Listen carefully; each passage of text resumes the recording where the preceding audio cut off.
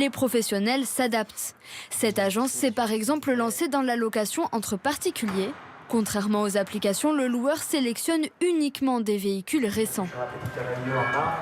Toujours la même? Oui, toujours la même, là, juste en bas. En cas de problème, ils prêtent même une voiture au propriétaire. Ils préfèrent confier leur voiture à notre agence que la laisser dans la rue en ne sachant pas qui va la louer. Chez nous, c'est l'agence qui est responsable de ce qui va se passer.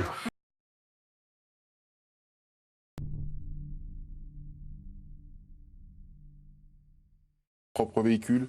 On est sur un changement de la mentalité de posséder quelque chose. Ouais, je crois, quand j'ai créé Ucar, j'ai créé en fait la coopérative automobile. J'étais persuadé, j'avais créé ADA avant, et j'étais persuadé que le particulier prenait ses distances avec la propriété. Vous avez du pif, hein, parce que... C'était en 99. Ah oui, dis donc. Oui. Je le sens encore à peine, ça.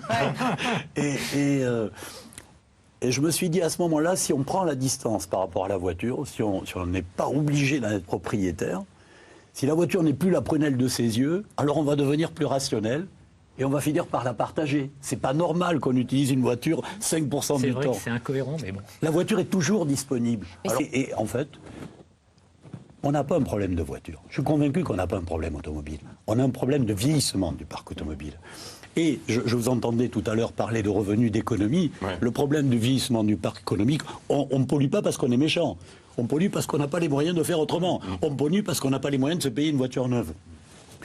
Le partage emmène les revenus qui vont permettre de rénover le parc. On n'a pas besoin de 40 millions de voitures. 25-30 millions serait largement suffisant. Et en les partageant. Et l'enjeu du partage, c'est un enjeu de sécurité. Jean, pour savoir si vous feriez avec votre voiture neuve, par exemple. Est-ce que vous seriez intéressé par cette proposition des J'aurais du mal, je dois dire, mais j'ai une voiture un peu fragile. D'accord. Mathieu? Ouais, je suis convaincu que c'est une super idée. Je suis convaincu que ça va marcher. Je serais ravi de le faire.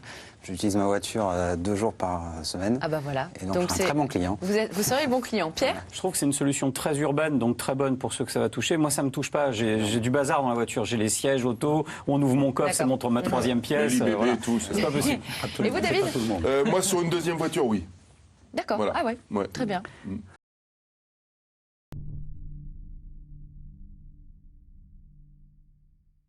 Une offre d'autopartage depuis 6 mois environ, c'est ça à peu près? Oui, ce qui est important, c'est que ce qui est difficile dans l'autopartage, c'est de le sécuriser. Et donc de convaincre les propriétaires. Combien de propriétaires avez-vous convaincus déjà? C'est quand même un virage pour votre groupe. On a développé un système de partage dans la proximité. Ça veut dire que les propriétaires peuvent aujourd'hui apporter leurs véhicules dans nos agences pour les partager et en obtenir un revenu. On a environ 50 véhicules de particuliers dans une dizaine d'agences et qui fonctionnent parfaitement bien.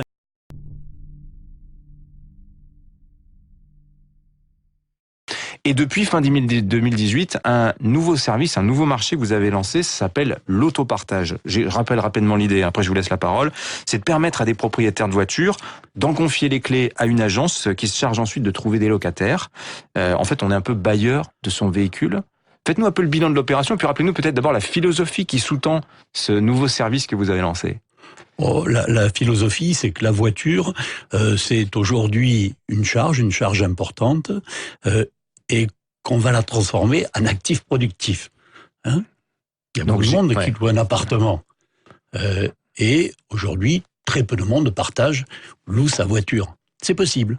C'est devenu possible parce que la technologie, parce qu'aujourd'hui, avec un smartphone, on est capable d'ouvrir une voiture, donc on est capable de reconnaître celui qui va louer la voiture à 2h du matin, en dehors d'une agence.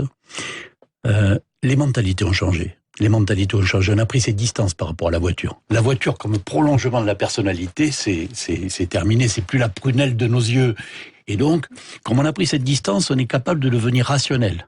Vous dites, en moyenne, on utilise sa voiture, 5% du temps. Exactement.